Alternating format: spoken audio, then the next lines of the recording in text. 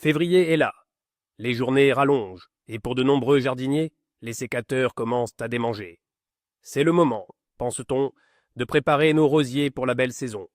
Mais si je vous disais que ce geste, que vous pensez si bénéfique, pourrait en réalité être une condamnation à mort pour vos magnifiques plantes, un seul signe, un tout petit détail que la plupart des gens ignorent change absolument tout. Si vous voyez ce signe sur vos rosiers, les tailler en février n'est pas une bonne idée, c'est une catastrophe l'annoncer. Restez bien avec moi jusqu'à la fin pour découvrir ce secret de jardinier qui pourrait littéralement sauver votre roseraie cette année et vous garantir une floraison spectaculaire comme jamais auparavant. Vous risquez d'être très surpris. Pour bien comprendre le problème, il faut d'abord comprendre pourquoi on taille les rosiers en hiver. Depuis des générations, on nous apprend que la fin de l'hiver est la période idéale.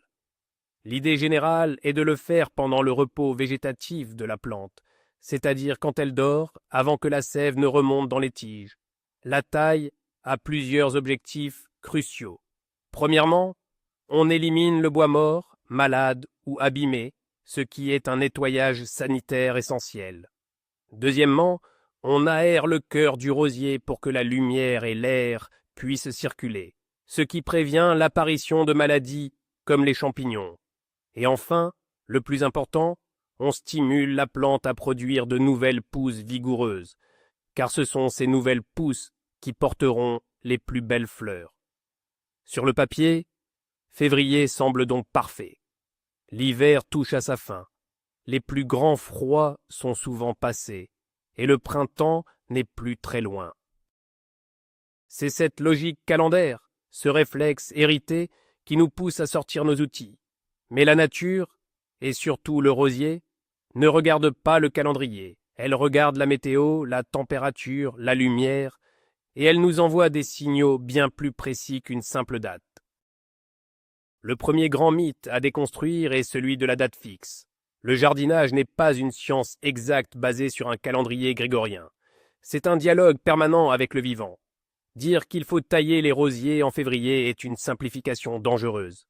Février à Nice n'a rien à voir avec février à Lille ou à Strasbourg. Même dans une même région, d'une année sur l'autre, les conditions peuvent être radicalement différentes. Une année, février peut être glacial et sec, une autre année, il peut être doux et pluvieux, ressemblant à un début de printemps précoce. Se fier aveuglément à la date, c'est ignorer le facteur le plus important, le climat réel et local, et surtout la réaction de votre plante à ce climat. La règle d'or n'est donc pas quand, mais dans quelles conditions. Il faut apprendre à observer, à décoder les messages que la nature nous envoie. Votre rosier vous dira lui-même quand il est prêt, et plus important encore, quand il ne l'est surtout pas. C'est cette compétence d'observation qui différencie le jardinier amateur du jardinier averti, et qui fait toute la différence entre un rosier qui survit et un rosier qui prospère. Le danger le plus redoutable et le plus courant d'une taille trop précoce, c'est le coup de gel tardif. C'est un véritable assassin silencieux pour vos rosiers. Voici ce qui se passe. Lorsque vous taillez une branche, vous envoyez un signal très fort à la plante. Ce signal dit « C'est le moment de repartir. Concentre toute ton énergie pour faire pousser de nouveaux bourgeons juste en dessous de la coupe. » La plante obéit. Elle mobilise ses réserves et produit de jeunes pousses, toutes tendres, pleines d'eau et de vie. Ces jeunes pousses sont magnifiques. C'est le symbole du printemps qui arrive, mais elles sont aussi incroyablement fragiles. Elles n'ont pas encore eu le temps de s'outer, c'est-à-dire de fabriquer du bois solide pour se protéger. Si une gelée survient, même une petite gelée blanche à -1 ou -2 degrés, c'est le drame. L'eau contenue dans les cellules de ces jeunes pousses gèle, se dilate et fait littéralement exploser les parois cellulaires. Le lendemain matin, vous retrouvez ces belles promesses de fleurs complètement grillées, noircies, molles et pendantes. C'est un spectacle désolant et le mal est fait. Ce phénomène est souvent accentué par ce que l'on appelle un faux printemps. En février, il n'est pas rare d'avoir une semaine, voire 10 jours, de temps exceptionnellement doux et ensoleillé. Les températures grimpent, on se sent bien dehors et on se dit « ça y est, l'hiver est fini, je peux tailler ». C'est un piège redoutable dans lequel tombent énormément de jardiniers, car cette douceur ne trompe pas que vous, elle trompe aussi votre rosier. Pour lui, cette chaleur et cette lumière sont les signaux du réveil. La sève, qui était tranquillement stockée dans les racines, commence à remonter dans les tiges pour préparer le démarrage de la végétation. La plante sort doucement de sa dormance. Si vous taillez à ce moment-là, vous accélérez brutalement ce processus, vous forcez la plante à démarrer en trombe. Le problème, c'est que nous sommes toujours en février. Le risque de retour d'un froid polaire, d'une vague de gel intense, est encore très élevé jusqu'en mars, voire avril dans certaines régions. Vous avez donc provoqué une croissance fragile et prématurée qui se retrouvera totalement exposée et sans défense face au retour inévitable du véritable hiver. Au-delà du simple dégât visible sur les jeunes pousses, une taille prématurée suivie d'un gel entraîne un gaspillage d'énergie colossal pour votre rosier. Il faut imaginer que la plante a passé tout l'automne à accumuler des réserves, des sucres, qu'elle a stockés dans ses racines et ses branches, pour passer l'hiver et avoir la force de redémarrer au printemps. C'est son capital énergétique. Lorsque vous taillez trop tôt et qu'elle produit de nouvelles pousses qui finissent par geler, elle a littéralement jeté par les fenêtres une partie précieuse de ce capital. C'est de l'énergie dépensée pour rien. La plante devra alors puiser une seconde fois dans ses réserves, déjà bien entamées, pour tenter de produire de nouvelles pousses. Elle commencera donc la saison avec un déficit d'énergie. Les conséquences se verront tout au long de l'année, une croissance plus faible, un feuillage moins dense et surtout, une floraison beaucoup moins abondante et des fleurs de plus petite taille. En voulant gagner quelques semaines, vous avez en réalité hypothéqué la performance de votre rosier pour toute la saison à venir. C'est un très mauvais calcul. Alors, quel est ce fameux signe, cet indice capital qui doit vous faire ranger immédiatement votre sécateur? Il est à la fois simple et subtil, et c'est pour cela que tant de jardiniers passent à côté. Ce signe, c'est l'observation attentive des bourgeons de votre rosier. Je ne parle pas des petits points endormis et discrets que l'on voit tout l'hiver. Non, je parle de bourgeons qui sont visiblement gonflés, comme gorgés de vie, presque tendus à l'extrême et sur le point d'éclater. On les appelle les bourgeons débourrés ou en phase de débourrement. Vous pouvez les reconnaître car ils ne sont plus plats contre la tige. Ils ont pris du volume. Leur couleur a peut-être changé, passant d'un brun foncé ou d'un rouge sombre à un vert plus tendre ou un rose vif. Parfois, on peut même déjà distinguer la pointe minuscule des futures feuilles qui essaient de percer. C'est le signal sans équivoque que le réveil de la plante a commencé. La sève, qui était au repos dans les racines tout l'hiver, est maintenant en train de remonter avec force dans les tiges pour nourrir cette nouvelle croissance. C'est un moment critique, une véritable renaissance. Et c'est précisément à ce moment-là que l'intervention humaine peut être la plus dévastatrice si elle est un mal calculé. C'est ce bourgeon plein de promesses qui est aussi votre plus grand signal d'alarme. Que signifie exactement ce gonflement des bourgeons? C'est le langage de votre rosier qui vous dit « Je suis réveillé ». Ce n'est plus un simple espoir de printemps, c'est une réalité biologique en marche. La dormance est officiellement terminée. À l'intérieur de ce bourgeon, des processus cellulaires complexes sont à l'œuvre. Les futures feuilles et, potentiellement, les futures fleurs sont déjà en train de se former à une échelle microscopique. La montée de sève n'est pas un petit filet d'eau, c'est une véritable autoroute de nutriments qui afflue des racines vers les extrémités des branches pour alimenter cette croissance explosive. Le rosier a basculé en mode croissance active. Il ne peut plus revenir en arrière, il est engagé sur la voie du printemps. Ignorer ce signal, c'est comme ignorer un feu rouge à une intersection très fréquentée. Vous vous engagez dans une zone de danger extrême. La plante est devenue vulnérable car toute son énergie est désormais tournée vers l'expansion et non plus vers la protection contre le froid. Elle a baissé sa garde, confiante que les beaux jours sont là pour de bon. C'est cette confiance que vous ne devez pas trahir. Pourquoi est-ce que tailler à ce stade précis est une véritable condamnation? Parce que la taille agit comme un turbo sur un moteur déjà en marche. Quand vous coupez une tige juste au-dessus d'un de ces bourgeons gonflés et prêts à éclater, vous provoquez un phénomène hormonal appelé la levée de la dormance apicale. En termes simples, vous supprimez le bourgeon terminal qui freinait les bourgeons situés en dessous. Le message envoyé au premier bourgeon sous la coupe est alors d'une clarté absolue. C'est à toi de jouer et tout de suite.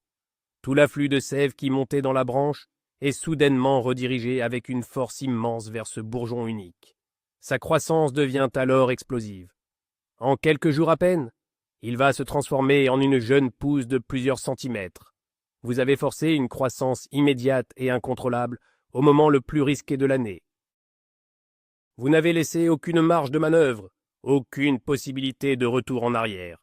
C'est une condamnation car vous exposez cette nouvelle vie, si fragile, à la sentence quasi inévitable d'une gelée tardive.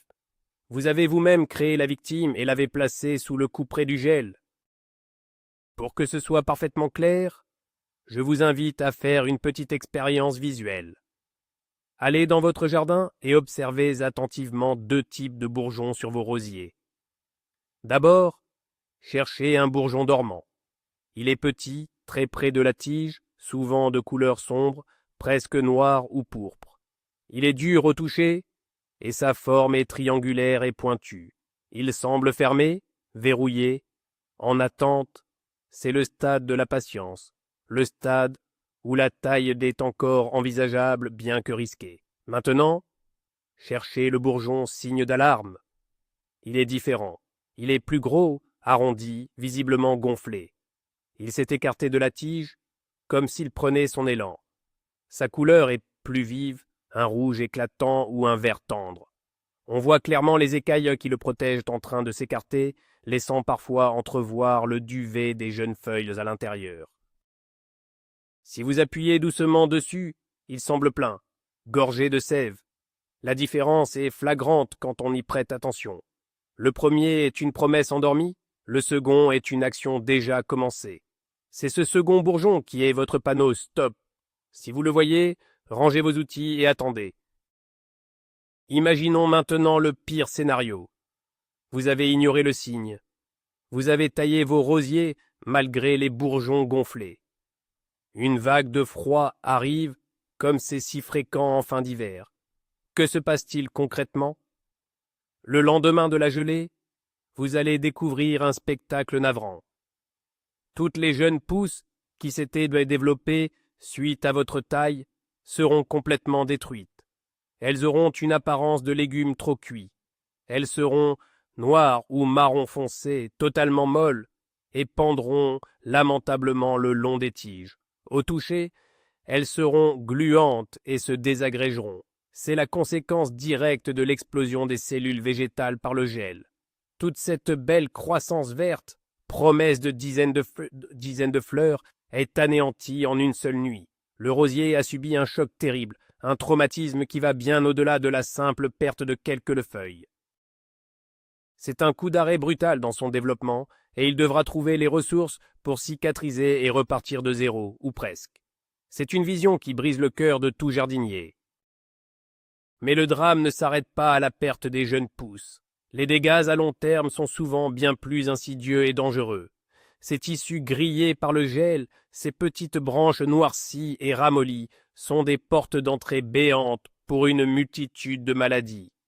Il faut voir ces blessures comme des plaies ouvertes sur un corps vivant.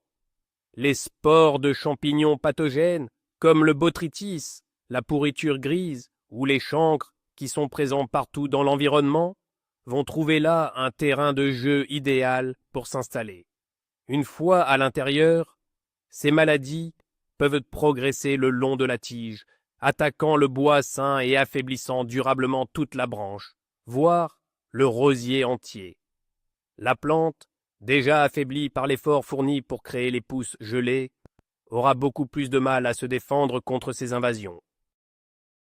Vous avez donc non seulement perdu la première vague de croissance, mais vous avez aussi transformé votre rosier en un hôpital potentiel, créant des foyers d'infection qui pourront poser des problèmes tout au long de la saison. L'impact le plus visible pour le jardinier, celui qui cause le plus de déception, se mesure au niveau de la floraison. Un rosier qui a subi le traumatisme d'une taille prématurée, suivi d'un gel, sera profondément affecté dans sa capacité à produire des fleurs. D'abord, comme nous l'avons vu, il a gaspillé une énorme quantité d'énergie. L'énergie qui lui reste sera prioritairement allouée à sa survie, produire de nouvelles feuilles pour faire de la photosynthèse et refaire des réserves. La floraison, qui est un processus très gourmand en énergie, deviendra secondaire. Le résultat est prévisible, vous aurez beaucoup moins de fleurs que d'habitude. De plus, les fleurs qui parviendront à se former seront souvent plus petites, moins doubles, avec des couleurs plus ternes. La plante n'a tout simplement pas la force de produire sa floraison opulente habituelle. Dans certains cas extrêmes, surtout sur des sujets jeunes ou fragiles, la floraison peut même être complètement annulée pour l'année. Tout ça pour avoir voulu commencer le jardinage 3 semaines trop tôt. Dans le pire des cas, et ce n'est malheureusement pas si rare, l'enchaînement d'une taille trop précoce, d'un gel sévère et de l'installation de maladies peut tout simplement conduire à la mort du rosier.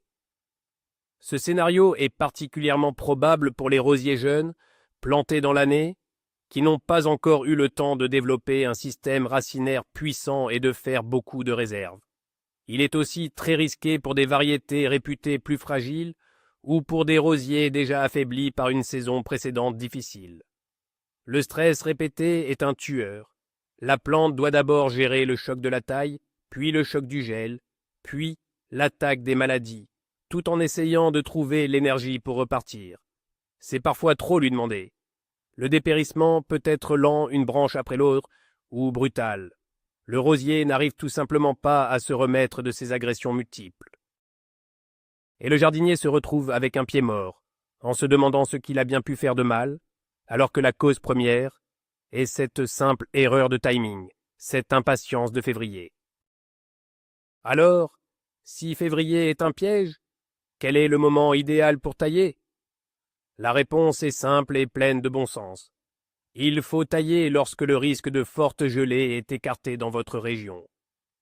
Ce n'est pas une date, c'est une période. Pour la plupart des régions à climat tempéré, cette période se situe généralement entre la fin mars et le début du mois d'avril. L'astuce est de se renseigner sur la date moyenne des dernières gelées pour votre localité. C'est une information que l'on trouve facilement sur les sites de météo ou de jardinage spécialisés. Prenez cette date comme un repère et visez une taille juste autour de cette période. Il vaut 1000 fois mieux tailler un peu tard que beaucoup trop tôt.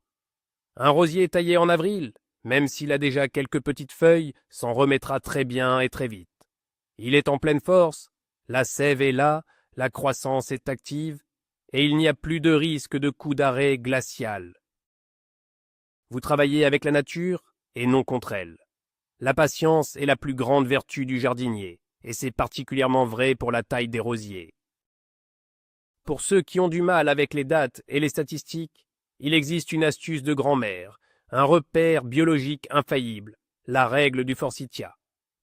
Le forsythia est cet arbuste qui se couvre de milliers de petites fleurs d'un jaune éclatant à la sortie de l'hiver. Il est présent dans de très nombreux jardins et espaces publics. Cet arbuste est un excellent indicateur du réchauffement durable du sol. Sa floraison massive signale que la terre s'est suffisamment réchauffée pour que la vie végétale puisse redémarrer en toute sécurité. La sagesse populaire des jardiniers dit donc « Quand le forsythia est en pleine fleur, tu peux tailler tes rosiers sans peur ». C'est un moyen simple et poétique de se synchroniser avec le rythme de la nature locale. Vous n'avez plus besoin de regarder le calendrier ou la météo. Regardez simplement autour de vous. Quand les haies et les parcs se parent de ce jaune vif et joyeux, c'est le signal. Sortez votre sécateur, le moment est venu. C'est une méthode qui a fait ses preuves depuis des décennies et qui est bien plus fiable qu'une date arbitraire. Admettons que nous soyons fin février, vous sortez dans votre jardin et catastrophe, vous voyez le signe. Vos bourgeons sont déjà bien gonflés, certains commencent même à s'ouvrir. Quelle est la meilleure chose à faire? La réponse est d'une simplicité désarmante. Ne faites absolument rien.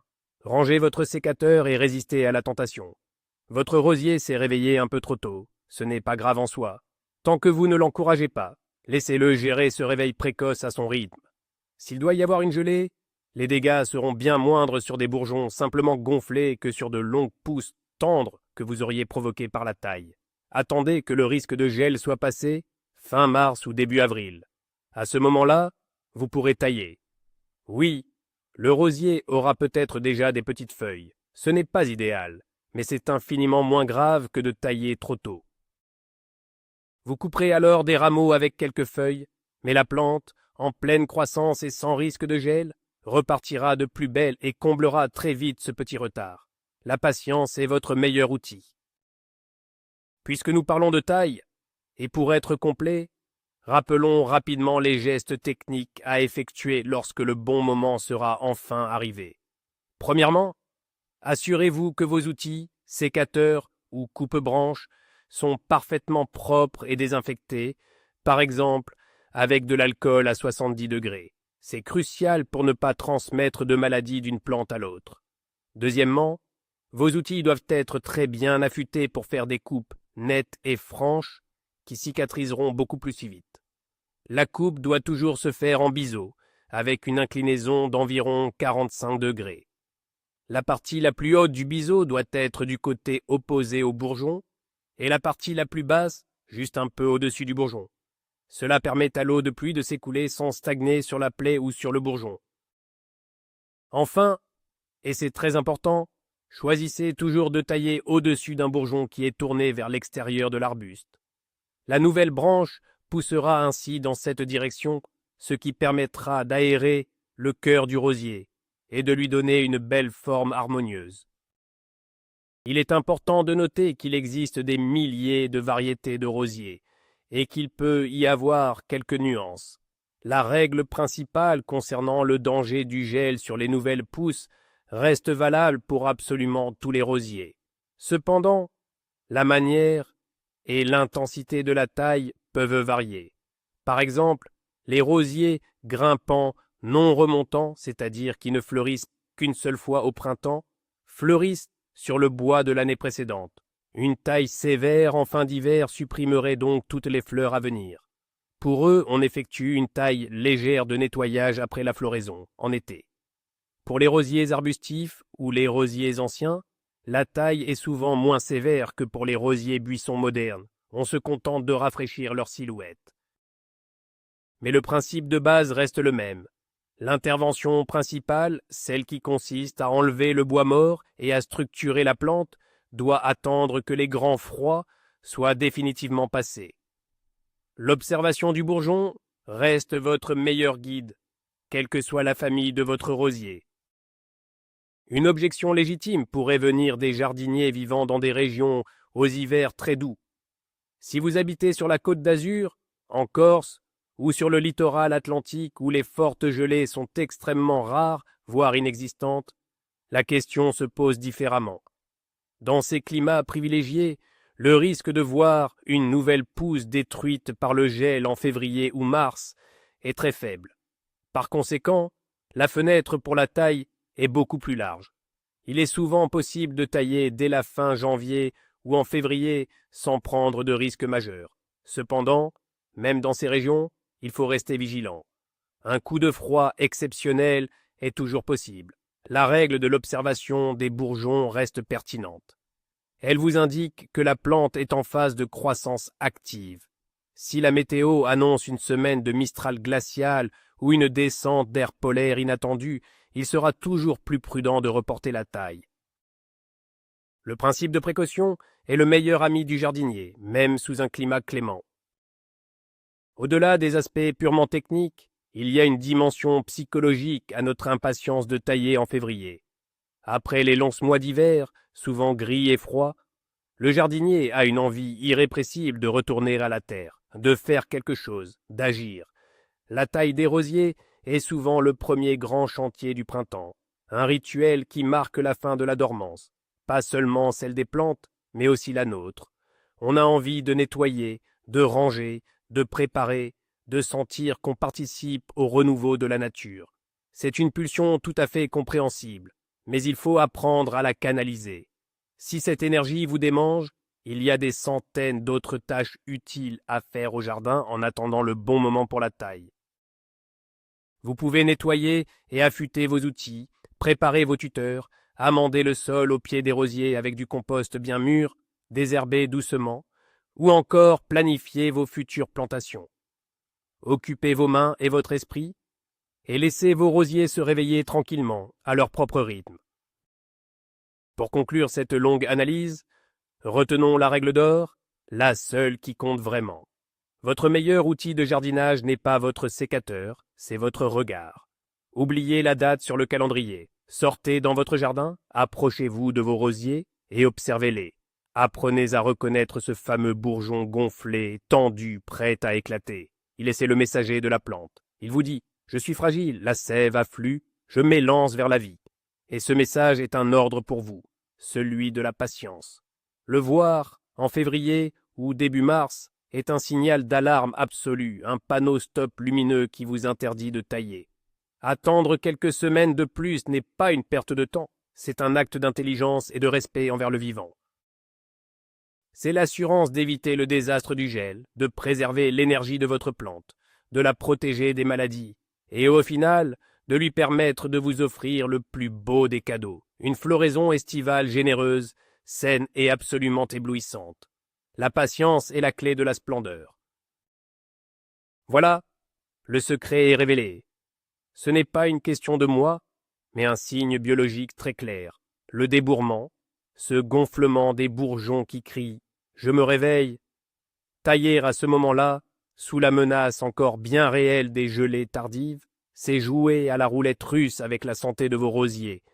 Vous risquez de griller les jeunes pousses, d'épuiser la plante, d'ouvrir la porte aux maladies et de compromettre gravement la magnifique floraison que vous attendez tant. La solution est simple, la patience. Attendez que les grands risques de gel soient passés, fiez-vous à la floraison des forsythias et vous agirez au moment parfait. Un petit décalage dans le temps pour un immense gain en santé et en beauté. Merci infiniment d'avoir regardé cette vidéo jusqu'au bout. J'espère qu'elle vous sera très utile. Maintenant, c'est à vous de jouer dans les commentaires. Avez-vous déjà fait cette erreur de tailler trop tôt? Ou peut-être avez-vous une autre astuce infaillible pour savoir quand c'est le bon moment? Partagez votre expérience, vos réussites et même vos échecs. C'est comme ça qu'on apprend tous ensemble. Et si cette vidéo vous a appris quelque chose, n'oubliez pas de laisser un gros pouce bleu pour soutenir la chaîne. Et surtout, abonnez-vous et activez la cloche pour ne manquer aucun de nos futurs conseils de jardinage. À très bientôt au jardin!